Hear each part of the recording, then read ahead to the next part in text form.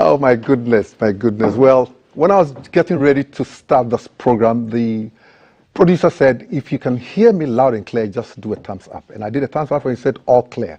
Now, if you're watching me this morning, is the paper review segment of the Breakfast Show, and I'm sure that you want to give me a thumbs up because you know that in spite of everything, the papers will always scream loud and clear. This morning, I have with me Dr. Eric Odrosai, who is the Director General Audit Service, and Professor Daniel Bruce, Clinical Psychologist, Methodist University. Gentlemen, you're welcome. Thank you. Thank you. Very good. Now, I have about 4 papers, right? And the prophecies are clear.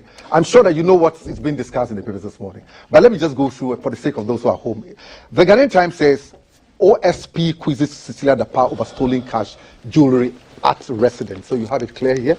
And it's there, it says, no plan for Sky Train. Well, I don't know when that kind of thing started, but we're going to look into it. Now we have the Daybreak, which says, NIB to grill Dan Pare. Now I'm sure that my producers would like to take it. Yes, sir. Please let it come a bit closer. NIB to grill Dan Pare. It's also here. And Daily Graphic says that OSP again grills Cecilia Dapaah. And you have Auditor General recovers on earned salaries, 11.52 million so far retrieved as disallowances. And we have collaborate for quick economic rebound, Oforiatta urges. This and many others would look at. So, gentlemen, I mean, let me just go straight to Professor Daniel Bruce. Your whole impression about this whole Cecilia Dapaah, stolen money, OSP saga, what is your impression about it? What do you think when you listen to the story, even if when you have not even read the newspapers? It's a surprise to me. Right. And I can't just understand why a single person's home is containing such a huge sum of money. And I ask why. Don't we have banks? And what are the reasons why such a huge sum of money should be kept in the house? Right. And some servants will have access to it and enjoy it. Right, okay. So that is what comes to you. That's what I'm... Before I go into the very details of it, I probably, Doc would like to maybe give me his own impression. Doc, you get up one morning and you're hearing that some money have been stolen from somebody's house. You haven't read any paper, you haven't listened to anybody, etc. What first hits you? Good morning to our viewers. Good. What will first hit me is that why should such an amount of money be kept at home? Right.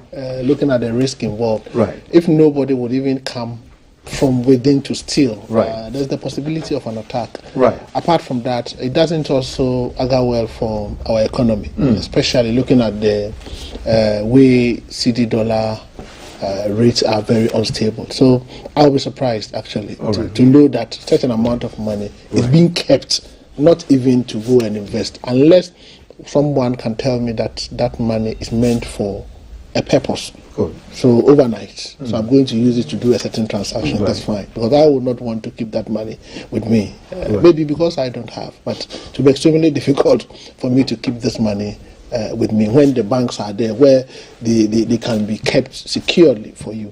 So that's all right. So these are your impressions. Yes. But let's go into the very details of what has happened so far. We're told that the OSP has started grilling Cecilia Dapaah. In fact, she's under arrest. Prof, did that come to you as a surprise? Well, it comes to me as a surprise in a way.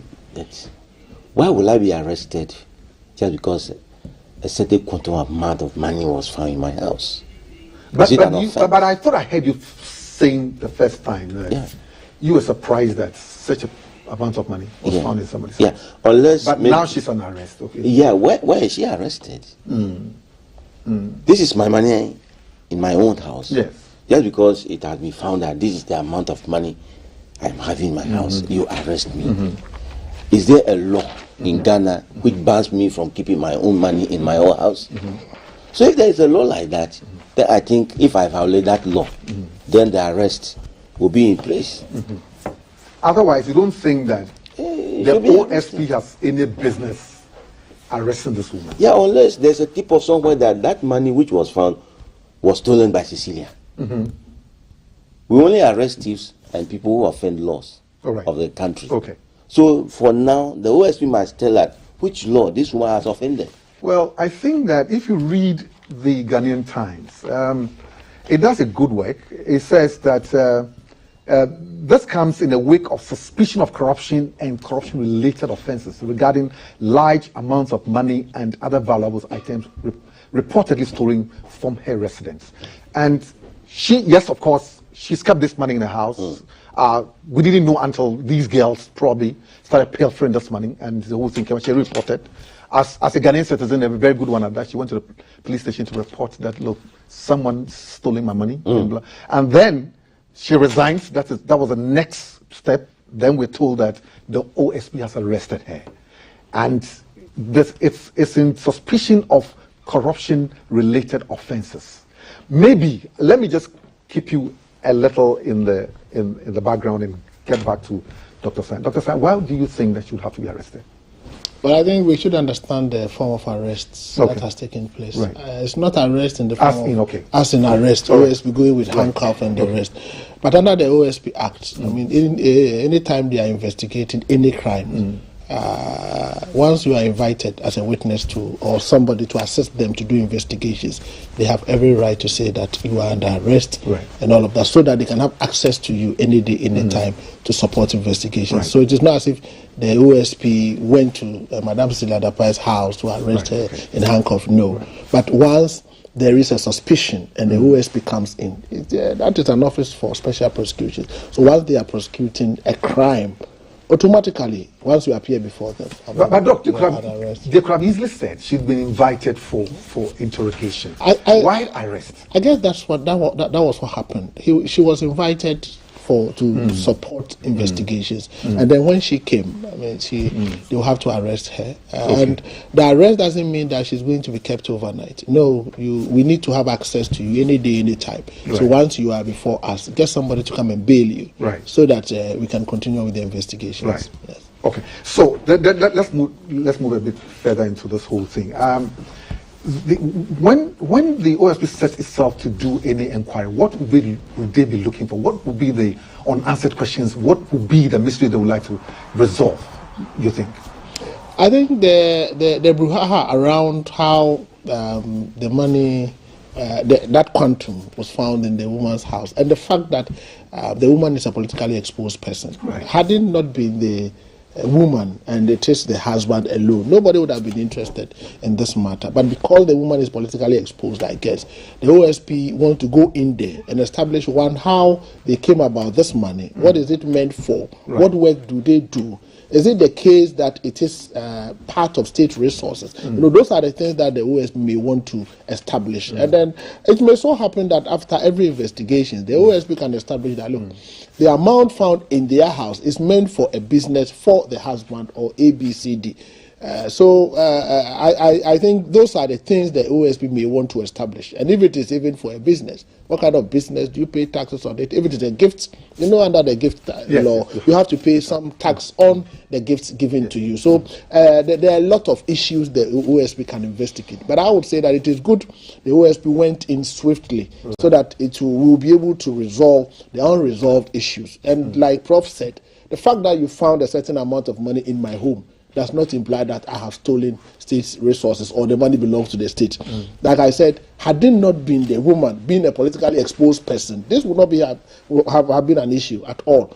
The only issue Ghanaians can talk about it would have been, we need more dollars in the system and you are keeping $1 million at home. If it were to be the husband that went to report that his money is missing. But from the charge sheet we're seeing around, though unconfirmed, the indication is that the money belongs to both parties. And in that case, once a politically exposed person is in there, the OSP would have to go into it. And even if you have, under our beneficial ownership disclosure, once you're a politically exposed person, you should be able to expose everything. And I want to commend the lady for resigning, actually. I mean, she wants to step aside for investigations to be conducted. And I think that's the way to go. And if they do the investigations and she is exonerated, I would expect that she comes back. But Doc, I mean, true to fact, do you think she could have held onto her position in these circumstances? No. Do you think she could have held onto it? Or the president would have allowed her to stay there when this thing is hovering around everyone? I don't think it would have been good in his own interest, because then every now and then you'll be reporting to security agencies. You know, if you have time to sit in the office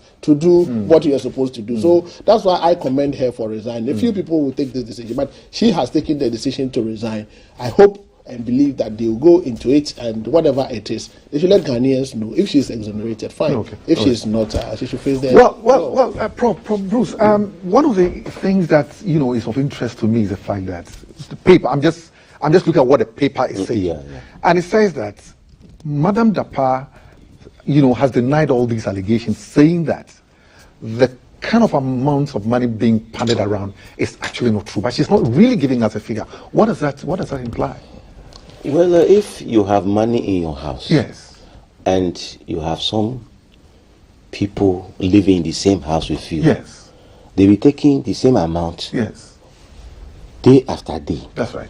And you are not even aware until somehow, unfortunately, they were caught in the scene before the alarm blew.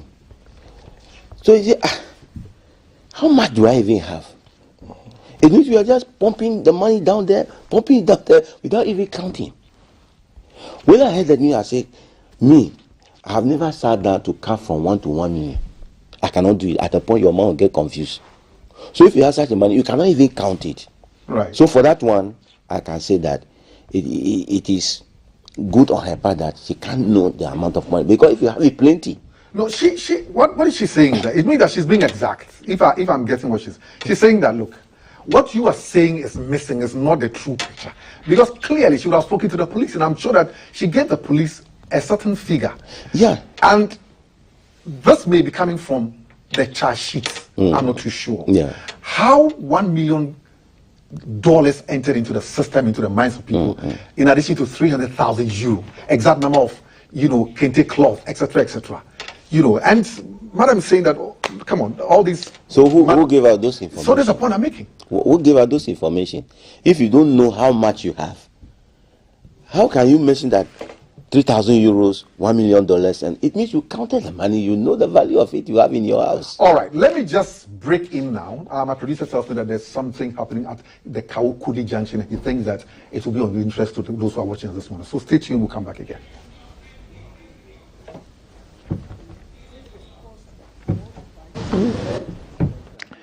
Hi, thank you so much. You're watching #GTV Breakfast. We are here at the Olusegun Obasanjo Highway. That's quite close to the Accra Girls Senior High School, where unfortunately 2 vehicles have been in a serious collision, and the spot of traffic you see around the area is because of these vehicles. Eyewitnesses tell me that this vehicle you see at the moment ran into the other vehicle, which is currently upside down on the curb. When the traffic light was red, he was speeding towards this area, and he didn't slow down. Once he got to this place, he ran into the vehicle. The one currently on the road with the DV plate, apparently there were 2 men in it, and they didn't sustain any injury, but they've been transported to the hospital just in case.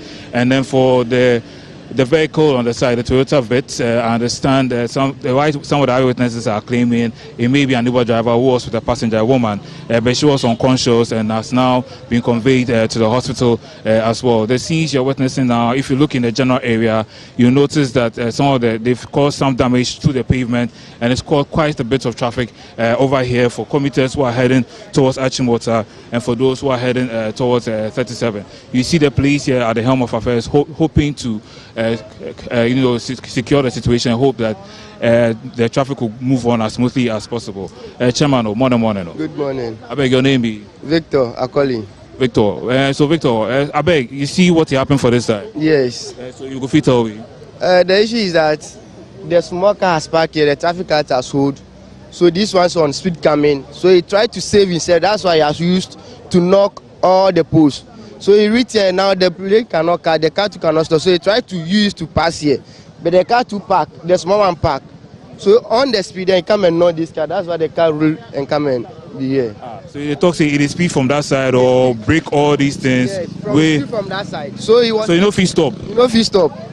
That's why he used to knock the car. So with passengers, then this one is away. We want. This one, they are fraud boy, 2 boys. Oh, you sure say them be fraud boy? Yeah, they be fraud boys. So But so it be 2 men waiting. 2 men. So this one is Uber driver with some lady B. So I think this where the lady is going to work. Okay. Yeah. So now the guy is unconscious. All of them they are in hospital right now. So where now they come from? Where you see all this thing where they happen? From that side coming. Okay. So now they go job. No, I quit from there. They go home. Okay, but nobody died there. Oh, nobody died, but the guy is unconscious right now. Okay. So then they can go hospital. They call ambulance where the ambulance come. No. It's some military man. We carry them to hospital right now. So they are there 37 minutes to hospital. Victor, thank you so much. Chema, morning no. I beg now today where it happened. Right now where I come here, but always at the past here because you know something. This tree, they have to cut it because if you are coming, you can't see the traffic light because the traffic light is far. You understand? It's far. So first there was a traffic light here, but it's spoiled. They haven't done it, so they have to repair it because if you are coming, you can't see the traffic light well. But so right now, they this thing be say that be your concern. See them for cut the tree. Also, there's also one guy who was working on his vehicle when this accident occurred, and I just want to speak to him because he was very lucky in the sense that nothing happened to him. He was quite close when the vehicle somersaulted, and if care wasn't taken, it would have hit him directly, and then he would have died. Boss, Chema, good morning. I beg your name, Patrol, your first saying. Ephraim Kofi. Kofi. Patrol, Ohana, SMDC, or accident in Siana. See, but man, who are the Kodepot and I'm saying money buy. Can't baby are somersaulting a won't champer like Ujin said, Namiadumana visa or Bibica. Oh, Yanko Pardoma, because says they see. Me me yɛ more car which me nim adekode potia e ma ne ba ne sa but me won say car no ewuru ntama me dwane firi me de nanim ko gina akiri se ne be ya e ma me to car na se ne me nim se ne esisi ne de e ba be to car no so tinye yanko ya tina me tiatie mpa Jesus because na e ya de na se ne esi wuru na e hu pa yeah se sia de omo hospital yɛde mu nyakɔ hospital we de adami de na chi de oba ba ko be ma ba ko ɛna tivlet no avio no so yɛ mema mienu na mu yeah that was it. So thankfully he was safe because the car just somersaulted right beside his car and he was working on it. So if care hadn't been taken and the car had hit us, then the bonnet would have fallen directly onto his head and then it would have been a casualty on his side. Fortunately, nothing of the sort happened. So 2 vehicles collided around the Accra Girls area for those who are on the Olusegun Obasanjo Highway. And fortunately, nobody died. They all survived. It's just that the passenger in this Toyota Vitz vehicle was unconscious and was rushed to the hospital. If you look down, you see the kind of damage that sustained, and you can even see the wig of the lady. So you realize, so the police are just rushing now to tow the vehicle as quickly as possible so that there will be no traffic, so that the traffic can flow as smoothly as possible. This is the situation right now at the Olusegun Obasanjo Highway, right next to the Accra Girls Senior High School.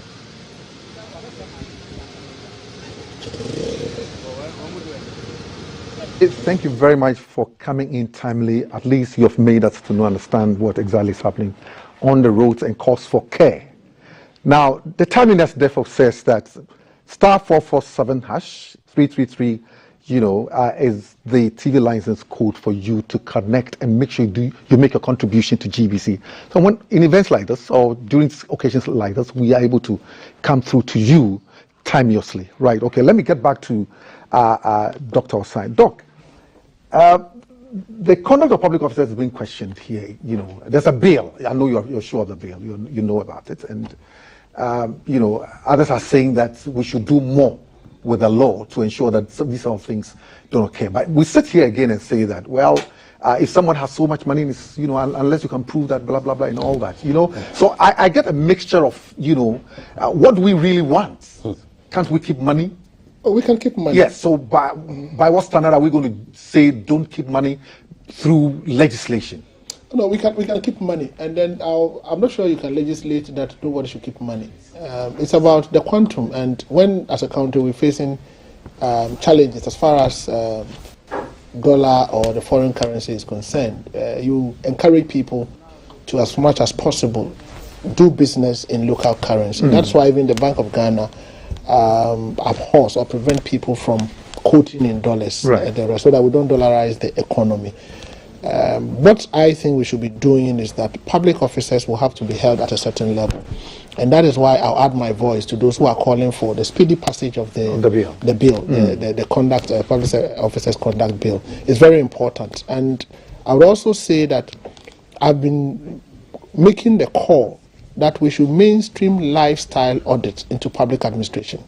South Africa did it, and it's helping them to fight corruption. This is not to say that corruption can be linked to what is happening now, but lifestyle audit is critical. So if we were to have mainstream lifestyle audit into our public sector administration, and then we have a law backing it, on this occasion, you get the appropriate institutions going in, asking questions about the kinds of lifestyle that public officers are leading. If you live beyond your income, you should be able to explain the wealth. If you are not able to explain the source of wealth, it is confiscated and you are sanctioned. In South Africa, it is working, and it is becoming a very good corruption prevention measure. As a country, if we can bite the bullet and mainstream lifestyle audit into our operations, it will help. You see, what I want to help you with is that if you look at what the papers are reporting this morning, for instance, they're saying that the thefts occurred between July and October 2022. Last year. But Council, you see, whose charge sheet are we using now? Because, you see, there are a number of charge sheets in the system. I haven't seen one. Yes, and as a lawyer, I would want to speak to the charge sheet that is before the court. Right. And the charge sheet before the court, I mean, it's not, in my view, it may not be in the public domain. Right. So I think that we should allow the police to do their investigations. We should allow the OSP to do their investigations. I think at the appropriate time, we'll hear from Madam Cecilia Dapa. But I think it is early days yet. Okay. And legally, there are a lot of issues surrounding this particular case. And I think we should wait and hear a lot more from the security agencies. Because I don't want to rely on charge sheets and documents in the social media. It doesn't help. Normally, you may want to get something from court. This is the Daily Graphic reporting. Yes. And says that the alleged thefts, well, they're careful to use the word, occurred between July and October 2022. And if you read further, Ms. Dapa and her husband reported the case to the police June 2023. Yes.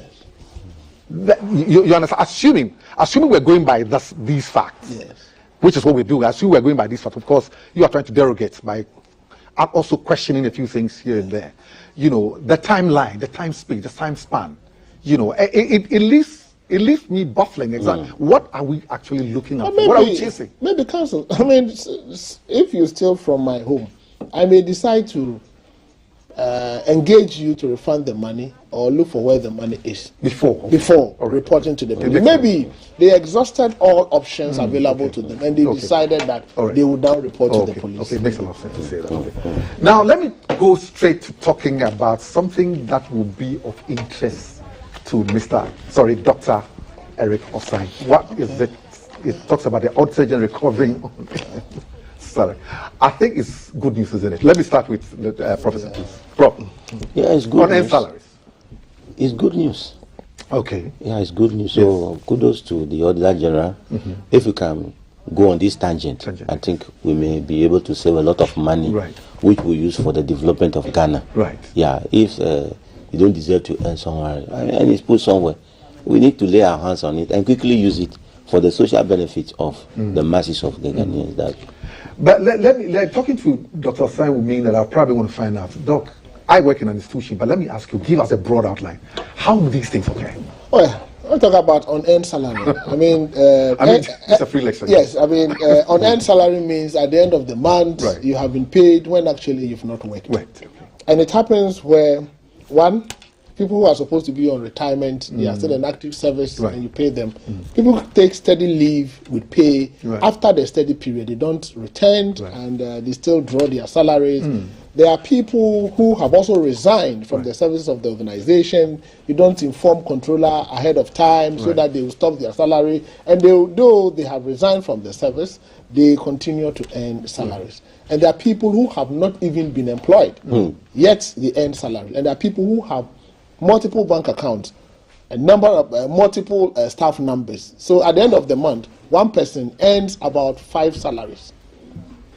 I mean, is that possible? It is possible. I mean, I commend the Auditor General for the recoveries, and we are also doing the same. The Internal Audit Agency is doing the same with the Controller and Accountant. Well, would they be using different names? They use different names, they use different staff numbers. And they use different bank accounts. Right. What is helping us is the Ghana card. Right. Because with the Ghana card, we use your biometric stars. Right. For the biometric stars, you can't duplicate it. Right. So you query the system, and it will give you one person's biometric stars or statistics that is linked to about 5 bank accounts.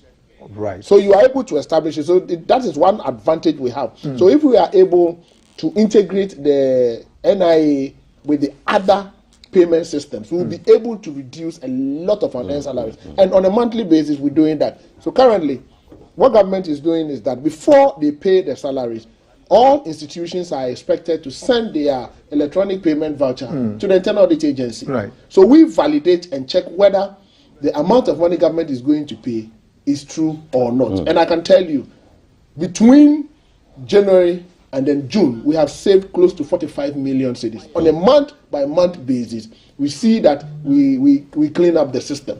Previously, people do that and they get away with it because it will take 6 months, 1 year before external auditors will come. Once the external auditors leave, they reinstate the whole thing. But with internal audit, they have an internal audit in their system. That's right. So the internal auditor knows everybody. In fact, all those who are on steady leave with pay and without pay, the internal auditor knows them because he works with them. Right. So the internal auditor will have to validate it. It gets to us. We also check and then advise that payment should be effective. And I think with that system, we are reducing the government compensation budget. And it will get to a point in time where the issue of unearned salary and ghost name will be a thing. Now, let me ask you, who must take the high moral ground here? The principal spending officer and the principal account holder. And when you talk about the principal spending officer, the person who is in charge of signing the checks or approving, Right. and the principal account holder is the political head of the institution. Right. The way the approval levels are is such that a director HR would have to clear. Right. The head of the institution would have to give an approval to what the director HR has cleared. So it will not take one person to earn an earned salary. And it is normally a click. Right. So if you get a director HR who is lazy and allows a middle level or lower level officer to do the validation on his or her behalf, and you get a principal account holder who doesn't care about going to the approval, as soon as the thing pops up, he approves. It's a problem. So we always advise that when the list comes, as a head of institution, take your time. Right. Go through the list. If you can't do it, give it to your internal auditor Right. to go through the list. Connect the names to faces. I do that. I connect names to faces and what you have done. In fact, what I do is that I require you to give me your performance report by the 15th of the month. So once I get your performance report, I'm able to connect it. Heads of institution, don't leave validation to middle to lower level officers. Some even trust their PAs and other people so much that they have given their password to them. So they do the validation on their behalf. And when you do that and there's a problem, under the Public Financial Management Act, Section 96, you can be sanctioned. They're sanctioned. You are the one responsible. And there are jail terms in that one too. So I commend the Auditor General, Right. but it is an ongoing process. We are cleaning up the system on a month-by-month basis. But, I mean, Professor Bruce, you work in an institution. I mean, can you share any experience insofar as this is concerned? Because, you see, the outlay that Doc gives leaves with the impression that government loses a lot monthly. Yeah. And, I mean, this is within the confines of gentlemen and ladies who are supposed to, who are trained to work, and yet, you know, we're hearing that This sometimes. is people in suits stealing and melting. And I didn't want to say that. That's it. I didn't want to say that one. Let me say, No, but you gentlemen. see, we shouldn't color crime. I mean, if you are stealing and the young one there cannot go to hospital, we can't build schools. Well, It is that's a valid point. No, You are they making are a point making there. the stage And it's not that in suits, in suits. and they'll be laughing. You see, they'll be doing big things at home. Meanwhile, they are stealing the money. Can you imagine? Now, so Prof, I mean, how do we go around? He is giving us quite a few, remedies as to how to go about it. He talks about people who are idle around, who will not do their work, who would give their passwords to the subordinates to work, etc. What else can we do? I think what Doc is saying is more connected to the public sector than the private sector. Yes. The private sector, they are in need of money. So you don't work, you don't earn. Right. They have a regular system of checking who is working and who is not working. Exactly. But in the public sector, you can come, report at 8 and you vanish. You haven't worked, but you'll be paid at the end. Those people to their inside. Not that people who don't work actually, but they are earning. There are lazy ones whose salaries must not be paid as well. Right. Because we are robbing the government. And at the same time, we are crying the government is not doing enough for us in terms of. If month on month we can retrieve 45 million, I mean, it's a shame. It is. Well, it is. It's a shame. And it is happening. It is happening. So I think the issue of supervision and then improving performance management system in the public sector is important. But what I noticed is that in the public sector, we don't link payment of salary to performance. There are few people who are working. You go to an organization, you have about 100 people. You get only about 20 who are actually doing the work. The rest hide behind the 20 and they don't work. And they take the salary. They take the salary. So if we can improve the performance management system, give people time sheets, let them clock in, and then indicate what they have done on a daily basis, and then write report. Like in the private sector, you have to justify your salary. But Doc, you see, I mean, I'm not getting into your area of expertise, but my impression as I go through some public sector environments is that you are always looking out for figures in most cases. No. Now, that's the impression I get. Yeah. You don't really do job audits. We are doing. Oh, that. you started doing Now we are moving away from financial audit to performance audit. Good. Another performance audit, we link the payment of salary to value for money. Right. So if they are paying you counsel, you Yes. need to know, one, what is your terms of reference? Good. Two, what work have you done in the whole of this month? Right. Three, where is the evidence of report? Four, how many days did you turn up? Right. Who validated? Your immediate boss will validate. The director HR will validate. Right. Internal auditor will validate. Internal audit agency will validate. Good. If all these structures are working as required, Right. these things will reduce. But along the line, the issue of supervision, the boss who is supposed to come to work at 8 to supervise will come to work at 10 and 11, expecting the subordinate to come to work No, at it 8. won't happen. It shouldn't happen. Exactly. It shouldn't happen. Exactly. You know, so please, the bosses, you to go to work early. The bosses, you to work and then keep an eye, supervise. Don't delegate unnecessarily. Exactly. Because you are ultimately responsible. In my office, I get to the office at 6:30 and they know. And everybody would have to work. And we are working because we are auditors. The schedules are clear. The schedules are very clear. Right. And if you are not working and I have a problem with you, I'll query you. Good. And it will be on your file. And I would make sure that at the end of the month, if I decide not to approve, I will not approve. The heads of institutions must open their eyes. see. They shouldn't approve en bloc. It is not good. Okay. Well, in spite of all that, we have our Oforiatta Ken Oforiatta saying to the private sector that mid-year budget review collaborates for quick economic rebound. Prof, Yeah. economic rebound. If you read the story, well, it gives you some glimmer of hope. It says that, well, we're pulling out of the COVID catastrophe, which actually brought us some financial disaster. And then was also saying that we should also be very lucky that within 10 months we got the IMF to approve of the proposals that we sent. That's what he said. And so we should be looking forward to a better economy. That's what Ken Oforiatta is saying. Well, it's a good news and it's a prayer. That's That's how you reduce it. Oh yes, it's a prayer because the president used to encourage us with the popular sayings of Abraham Lincoln's father. These two shall pass. Right. It was a favorite saying of Abraham Lincoln's father. Oh, okay. These two shall pass. So going by that word, Right. he is holding the purse. He knows the economics of Ghana. Right. And if these words are coming out from his own mouth, we will take him for his words. Right. That assurance must be actualized. Okay. We are all praying that Ghana must be good for us to live in Ghana, That's right. work in Ghana, and earn wealth genuinely in Ghana. There's no need for us to be running to other people's countries. This country belongs to all of us. And whatever we must do to make sure that the country progresses economically, we have given him the mandate. Right. He should do it. We trusted him. That's why even people are calling for his resignation. We are saying no, he must be there. Right. You see, the fact that I commit an error doesn't mean that's the end of my life or I'm incompetent. We must allow him to stay there and correct the error. So if he's telling us that he's correcting the error, kudos to him. These two shall pass. Well, he has a vision. He says that he can see the economy recovering, and that we should be a bit patient with the system and pray that things go. But Doc, in the last few months, it's been a bit tough for Ghanaians. You know, so it comes to Ghanaians as no news if you tell them, oh, the economy is rebounding, especially when people are looking at the CD dollar equation, when people are looking at the cost of fuel, the skyrocketing prices of food and etc. You are telling them that the economy would rebound. They see it as, I mean, they see they have the view, but the particulars are things that people cannot relate to. I think if you want to look at first half year of this year compared to first half year of 2022, this year is better. Comparatively, the dollar and then the fuel issues. I can understand and I can relate to what you're saying. If people want to connect it to the particulars, how they feel on the ground. And if you're a leader, you take the blame and then you give people hope. And then once you give them hope, you move into action so that they will see some changes along the line.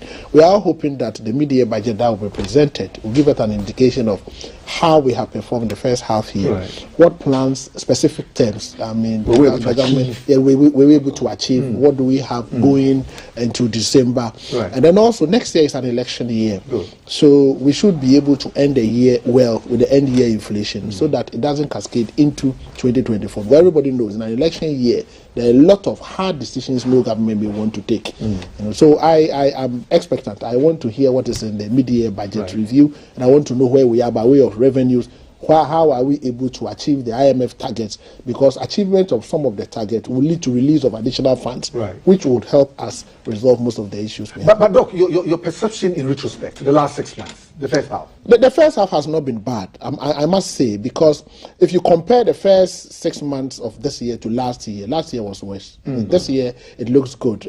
There's some level of stability as far as the fuel issues are concerned, even though it is not up to where we want it to be. And when it comes to the dollar, gradually, it is gaining some level of stability. I hope that what we are doing will continue to do more of the good things that we're doing so that we'll be able to stabilize the economy. And your impression of the COVID levy tax, you think that should still be hanging on there? Because people are asking that, look, come on, we've gone past. I don't think that, I think if it were a disease or a condition, it didn't just affect human beings, it just affected the economy. So he said, look, yes, human beings may be free, but the economy is not free from it.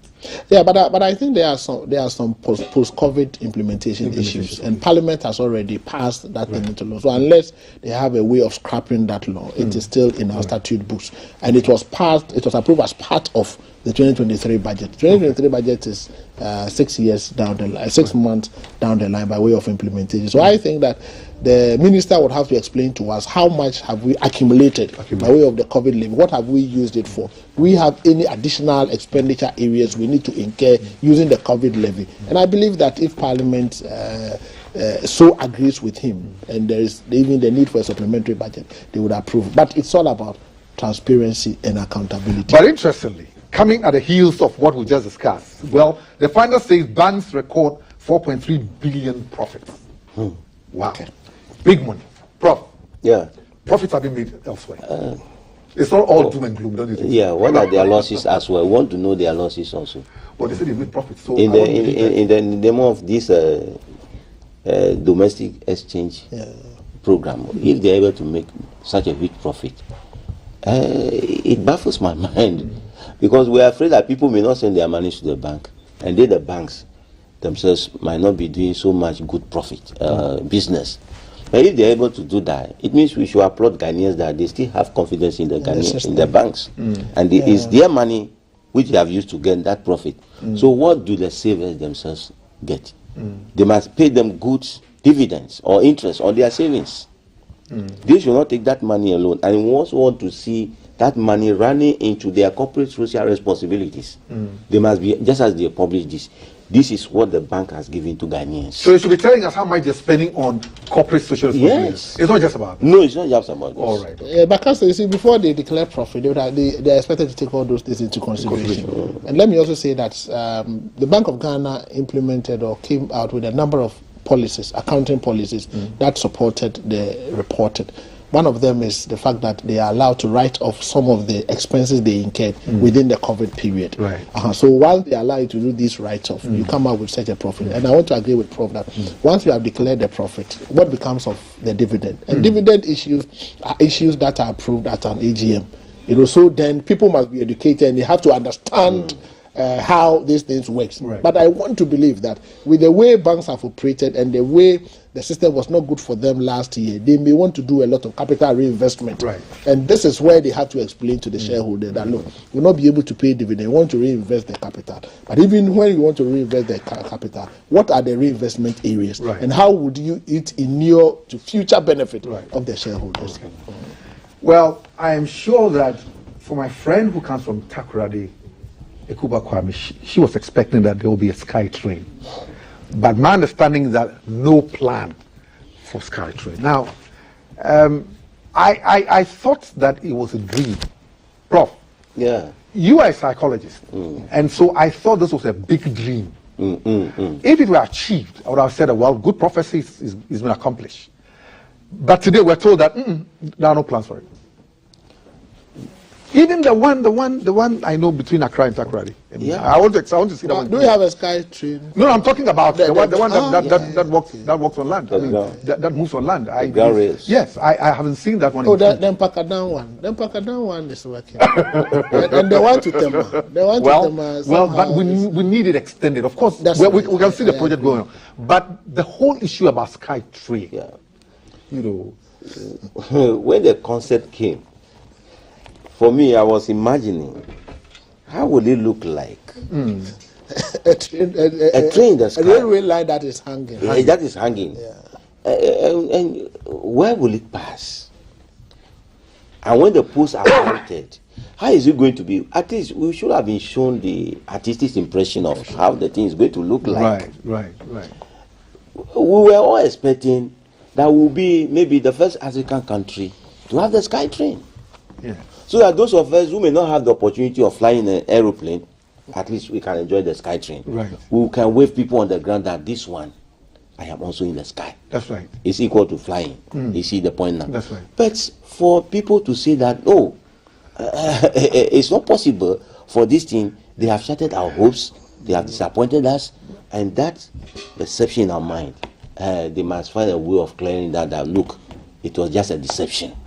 Please, we should not visit this kind of promises that we cannot fulfill on the Ghanaians. We are growing. If there's something you cannot do, don't make a promise. Doc, raise our expectation. You know what keeps me laughing? But I keep on asking. I mean, you've enumerated a lot of problems and challenges. I'm saying that these are things that we need to look at. In the midst of it, you're talking about SkyTrain. I mean, come on. Yeah. And people came wishing around the place and said, look, it's possible. We could have this, we have the space, but the question is that, is it the thing to think about now? Must that be the thing? But in what form? Because, Prof, when you are going to Akusumu area, I'm sure they have this railway line. Yes. And is that the one they are referring to as the sky train? No. This one, it will really hang in the sky. Maybe the artistic impression would have helped. Yeah, we need to see that artistic impression. But now that we know that it's not happening, something else should happen. But certainly, I'm saying that, look, it's not a thing to start talking about now. We have more pressing issues to look at if you ask me. Well, so Daybreak says that leaked tape, NIB to grill Dampare. This issue is never going away. Yeah, it's never going. It's not never going away. Yes, but they are doing their investigations. But we have to be very careful. We don't use this tape to affect the operations of the security system. Right. This is the IGP we're talking about. Okay. And if the IGP, who also manages a police CID, right, which is also an intelligence unit on its own. So if the NIB will have to, this caption, the NIB will have to grill the IGP. What does it say about our security system? So I think that maybe they are doing their own investigation. They need to have a chat with the IGP. But the caption, I think is not something that we should encourage. We encourage. But why is it an issue? Why was the tape an issue? Well, it was an issue. Why was it an issue? Maybe because of the way it happened, and then the parties involved, and the way the conversations, right? The way the conversations went, and the conversation was around an individual who is important as far as the security issues of this country is concerned. So the NIB cannot sit aloof. They would have to go in and look at the merits. If after all it has no impact on national security, they will just discontinue the investigations. Maybe Prof wants to say that. Yes, you see, there's something we call privacy and confidentiality. You don't need to record my voice without my consent. Then you go and play it outside. I think those people who doing that, they must face the law. We should discourage them. Yeah. We should discourage them. We should not celebrate them at all. Right. Otherwise, we will allow this thing to continue. The police service is a very special institution in the life of Ghana. But gradually, if we are doing all this and we destroy it, who else will protect us? So we must be very careful. Well, and I'm told that 35 students of Abuja Senior High School suffer food poisoning. It's a serious issue. Yeah, Doc, it's a very serious issue. It is. And how that got into their meal stream is something that I'm still wondering how all this thing came about. Yes, but you see, when we talk about food poisoning, people must understand that there are various forms. If you use expired canned food to cook for people, it can also lead to food poisoning. It's not as if somebody brought DDT from home and poured it inside, though. But I think that it is about time we look at those who cook for our children, the domestic basers, the caterers, etc., and the environment in which they cook. We should up our game as far as that is concerned. It's sad, but the respective district health institutions must get involved. Right. They shouldn't concentrate on only the private operators. Go and look at their kitchens and the rest, but go to schools. Go to the kitchen, go to the canteen, look at the hygiene issues there. I think that can help us. Right, okay. Well, but staying there, I mean, you're talking about concerted effort by state institutions towards some of these, challenges when they come, and when they haven't even happened, we should be proactive in looking at them. But in the last 20 years or more, I can tell you that nobody takes interest in some of these. I mean, you just mentioned them, for instance, the health institutions, around these schools. Nobody even walks into the schools to find out exactly what happens and what they eat, what they don't eat, who cooks for them, how the person looks like, where the food is coming from, who is supplying them. Nobody cares about that. Sometimes scarcity can lead to all that. I can understand that. Because if you want to push me, this is what I can get for them. Like, you're a psychologist and you understand what this is what I can get. If you want to push me, I can get you the kind of quality that you're looking for. Because you see, Doc just mentioned sometimes expired canned food. Yeah. And it was something that I was not even thinking about. Yeah, sure. One, we need to improve upon our literacy rates. Because even those of us who can read, we just walk to stores, we buy property, commodities, and we don't even read. You don't check the expiry date. We don't check the expiry date. It's very, very important. Even tomato has expiry date. You see? So the fresh one that you think you are cooking for the children is already started foaming. Right. That means it has got some kind of bacterial infection. Right. But because you want it cheap, you go and buy it, and whatever goes inside our stomach, it cannot come out. Right. So as he say, Doc is saying, please, this is the time we need to attach professionalism to everything we do. All right. Let me just go over to my lady who is being a sportswoman this morning. She's just wowed me this morning, and she has a few some of the WhatsApp messages she wants to read. Hello, Kwame. Hello, Doc and Prof. Welcome. Thank you for sending your messages across to us. 05555610034. These are the thoughts of those who are sending them, and not the thoughts of GBC or its presenters or guest presenters in the case of this homecoming. Good morning. #GTVBFS. GBC has 8. It is still the authentic and trusted voice of Ghana. Kojo from the training school. Kojo is getting the very best of training from our training school. And if you're interested in patronizing any of our services, do come over to GBC. We do crawl some numbers also on our screens from time to time, so you know exactly when those programs are about to be held and you can be a part of it. Get trained to become a professional broadcaster in multiple fields, and you can get all that right here at GBC as part of all the services that we offer to you. More messages on our screen. Good morning, Kwame, and to your guest. You're doing great. Kudos to you all. Aaron Babako Kokomisa reaching us from Latebia Koshi, talking about the economy, and he says if our economic professors and their colleagues with their like-minded decide deliberately, consciously and unconsciously to not take up the political mantle or think in line with getting involved in state issues and ignore this aspect of their service, Ghana will not develop at a faster pace. Okay, so he thinks that everyone should get involved. The supervisor should conduct performance evaluation at the beginning of every week by discussing what each worker did the previous week and show what to do in the current week. The annual evaluation should be conducted for each worker, and based on the evaluation, that promotion should be determined in public sector. So talking about productivity in the public sector. Blueprint writes from Iskadu Ketan, we are grateful and excited that the National Identification Authority for successfully integrating its database with the Ghana Health Service, and this has paved the way for the issuance of newborns with pins at birth. We applaud Vice President for such an innovative idea. Alhaji Dauda, lawyer host, my question to you and your panel is, don't you think the amount of dollars from Madam Minister's house is no big news because black market money traders in Ghana control same amount in their daily business? A question to the panel, perhaps when they come back. The market is black. That's why the market is black. You don't encourage black market. So, Alhaji, that's your answer. The black market is not legal. So I like that would not spare us, you know. Nope. Alhaji Haruna also joins. The president should have fired Abna Dapa on this unprecedented scandal, not wait for her to resign. This is another form of clearing her. God save Ghana. And the matter of IGP Dr. Dampare is a way to gag him to resign. Oh, this is a sad commentary. Alhaji Haruna sent this from Ashaiman. I wonder if the panel agree with you, but that's your opinion. The charge sheet clearly states various sums missing. There are inconsistencies in what is put out to the public. What stops her from producing a copy of the report they made so we can compare with what is out there?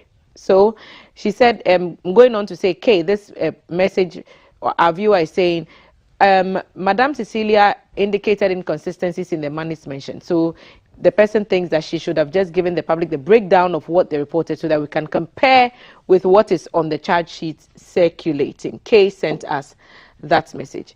I don't understand. Is there any law in Ghana which states the exact amount of money a citizen must have in his or her house? Not that I know. So there's no law. It's not illegal to have millions. It's not illegal at all. It's the source people be interested source, in. yeah, people will be interested in the source.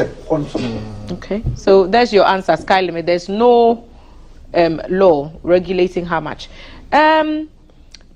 Musa Abattoir thinks President Akufo-Addo has already cleared Cecilia Dapa. So what is special prosecutor worrying himself about? At least Martin Amido has told the world that you cannot do proper investigation into Akufo-Addo and Baumia's government and still be at post. It's a test case for the special prosecutor to prove him wrong. So Musa thinks this is a test case for the special prosecutor, and these are the thoughts of those who are sending them and not the thoughts of GBC. So more messages on our screens. In the absence of any complaint against her, that is Madam Cecilia Dapa, for stealing public funds, I find the story and comments from a section of the public very unnecessary and illogical. Albert sent that message from Kumasi. Good morning. Please, what Dr. Osai is saying is really true. Few people work at public service and many stay at home but are validated and paid. Sometimes I feel so sad. Greetings to Sister Thelma. Thank you, Owusu Akomia. Receptions, and I'm receiving all your greetings. Good morning, BFS. We must talk about bullying in senior high schools, especially boys' schools, looking at the Adisado horrific video. That video, indeed, the GS has come out to condemn it unreservedly. Rumor has it that the money is from funeral donations, so a lot of rumors are circulating, and the OSP invited her for questioning, after which the team moved to her house for a search. Well, I'm not sure where you are getting your information. Mahama Bakojo from Assume, but the OSP is investigating, and we've been cautioned against running, prejudicial, especially commentary on ongoing case. So let's see what perhaps the outcome will be. For a moment, I thought your host is Abubakar Adam. I'm enjoying GTV so much. You're doing the most. God bless you. Kwame, so you're getting shouts from the screen. Thank you very much. This is a mere formality to wash her of any wrongdoing, and nobody should take the OSP serious. The president has already cleared her in advance. They won't do her focal, but I appeal to the rest of the Kufado appointees who are keeping huge sums of money in their rooms to bring it out, else we will mention their names. Lottie Jones from Assume. Lottie, you know that responsibilities, you know, freedom of speech is guaranteed, but after speech, if you are called upon to confirm or deny what you've said, so let's have that in mind. Thelma, where is Magnus Ajakuju? Question for the gods. So we'll find some answers for you. The economy, Maguire is behind all this theft, with the ministers, only sanitation minister and what finance minister all borrowed money is under pressure. I'm not even following this sentence. I can't. So I'll move on to the next one. Good morning. And if someone recorded somebody who's threatened to kill someone, is it a crime? So our lawyers perhaps will answer. Inspection after a year. Amazing. Good morning, host. So Tuesday, that's a long one. Right, okay. So we'll move on to the next one. Kwabna from Kumasi, GTV Breakfast. Nathalma, today I have a complete breakfast, more of such, and we'll be happy to keep serving you more complete breakfast. Okay. Remember, it's our homecoming week, and we are bringing you some of the faces that you've loved to see on the screens in the past. Ghana, everything is going backwards. Oh, let's be optimistic. I want to ask more questions on politics. Okay, so I think that will be the last one I'll read for now. If you send us more, I'll be back to read some of them. Our WhatsApp number 05555610034. Back to Kwame and the panel. Right. So Thelma, you're not leaving me anytime soon. Let me just go into some of the specific. Doc, the impression I get is that by the president's response to Madam Sisledo, it was a way of clearing, and that all that the OSP is doing is also further clear this woman and say that, look, there's a clean bill of health here, and there's no problem. What do you say about that? I don't think I want to agree with that school of thought. If you are a lawyer, but you saw it. I saw it. Yes. If you are a lawyer, you would understand that there are a lot of legal issues surrounding. The rule of the game is evidence. All right. And a crime is an offense against the state. Okay. So we have to be very careful. Apart from everything, that the person is politically exposed, but the person also has her own rights to be protected. So I think that we should hasten slowly. We should allow the security agencies and the investigation bodies to do their work. The woman has said that at the appropriate time, she will come out to clarify issues. It is not her space. In fact, we are not going to take clarification or any evidence from her. What the court says or what the investigation body says is the one we should take as government. Right. So we should exercise patience and then allow the investigation body to do their work. But I don't know whether Prof would like to add his voice to the comments that Doc has just looked at. For me, it will be a suggestion to the President of the Republic of Ghana. If people keep on reading meaning into your statements, it's a time for you to sit back and reflect. How do I make this statement that maybe people read negative meanings into it? Everybody has a way of interpreting what the president says. He is our leader. And so if he's saying things and people are saying, oh, once he has said it, this will happen. Sometimes too, they are also operating with logic. They say A is equal to B, C is equal to therefore D. So he should also, before that. So what would they expect the president to do? Let's come to the bare knuckles. What would they expect the president to do? The person writes a letter of resignation. You work with the person. Evidence is not proving that the money is stolen or is fraudulently acquired. So you say, thank you very much for working for me, and I wish you all the best. And that we go for his neck. Is that what we're thinking? No, I don't know. I mean, I'm just. A case was leveled against you. Yes. Are you thinking that, looking at my position, I want to resign? Yes. But I can say, I hope you come out of this case clear. Yes. I mean, it presupposes something. So what does it presuppose? That What did you think the president? That maybe they accuse you of wrongdoing. No, the person will say, I know it will end up well with you. You expect the person to say things like that? No, we should. What would you expect him to say? No, there's nothing we should predict. No. You allow circumstances to roll. You always wish people you work with. Yeah. You always wish them well, don't you? Wouldn't you? Yeah, unless, let's say, a formal case was made before the president. And this woman, we have arrested her for so and so and so and so.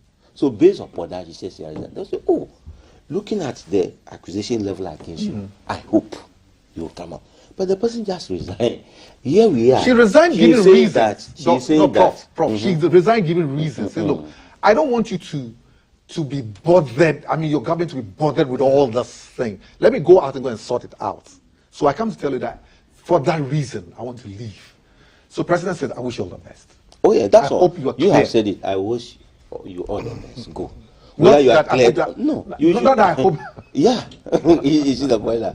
Yeah, well, everybody will read meaning into that. But, We're having an issue here, isn't it? but Kwame, you see, But people, that's what happens out there. yes, that's what happens out there. But I think it is our duty to also explain things to people. Please do. The president does not have the right to clear people of crime unless he acts through the attorney general under nolle prosequi when the person is being prosecuted.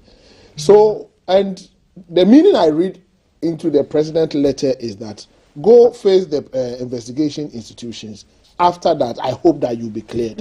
I mean, that is what It amounts to normally the same thing, isn't it amounts to the same thing.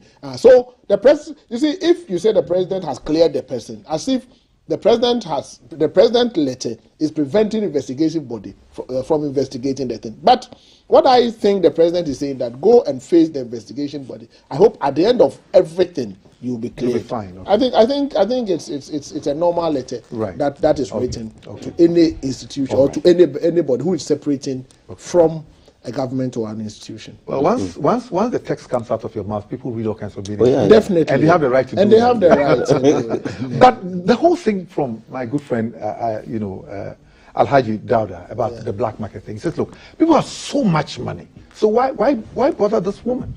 But of course, you have explained it, that she's politically exposed. That's the whole So thing. that's the whole thing. Otherwise, if you go to, say, Nima or to Mamubi or whatever, and you go to a forex bureau and the person has $2 million, You can't question the person. would you question the person? Would you? all that we know is that the person is doing business. Yes. And he might have gotten a license To do that and the business. authority to do that. Good. So because of that, you'll be given, let's say, an authority to hold a certain quantity of money Good. for the operation of that business. Right. You see the point now? Right. But in this case, someone say, like he's saying, she's politically exposed. Yeah, good. You alone having this amount of money in your house. Right. It goes to fuel the perception that politicians only hold money and they are making money. Whether it was a genuine money or not. The readings will be negative. So that's what that we are protecting. Right. Yeah. That at that level, be very careful. You must show the example that when you have such an amount of money, the proper place for that money to go and sit and rest is the bank. It should not be in your house, so that it will become a temptation for people to go and steal only for them to be caught, and all these cases are coming up. Right. Okay. You see the point that in that community, somebody will say, I'm hungry, you are having all this money in your house. Okay. And even Kwame, in recent times, if you have such an amount of money in your account, the money laundering law allows the Financial Intelligence Center to ask you questions, the source, Right. to question you about the source. So it's no big deal. It's not a big deal. Okay. Let me just take the last point where we're told that all this thing happening about tape or no tape, information or information, is a way of gagging Dampare. I don't see how that connects, but that was somebody's view. Yes, but I think Dampare is a strong man. He's a professional, and none of those things can gag him. And I don't think it can gag him. He's a human being. Naturally, he'll be thinking about it. But as a leader, I don't think it can gag him. And I would encourage him to remain strong, remain committed, and remain focused to do his work. My producer tells me that he wants to show me at least something that looks like a sky train. Mr. Producer, if you have it, let me see it. Okay. I haven't seen. Well, Dr. Sai, that's what it is. Skytrain. Oh, okay. This is how it looks like. This will soon be riding towards Ekuba's village. So at least it will pass by the place. It will pass through Krabwako town. It will go to Sheffield. I see. Okay. Mr. Producer, thank you very much. At least we'll see how it looks like. And I want to thank you very much for at least giving us your time, and then enjoying, part of what we're doing here. Dr. Sai, thank you very much for coming. Thank you very much. A cold, wet morning, at least you browsed through and come. And Professor Bruce, Thank you. Thank you very much. And It's a thank you very pleasure. much out there. It's a The pleasure. crew, I want to say a big thank you and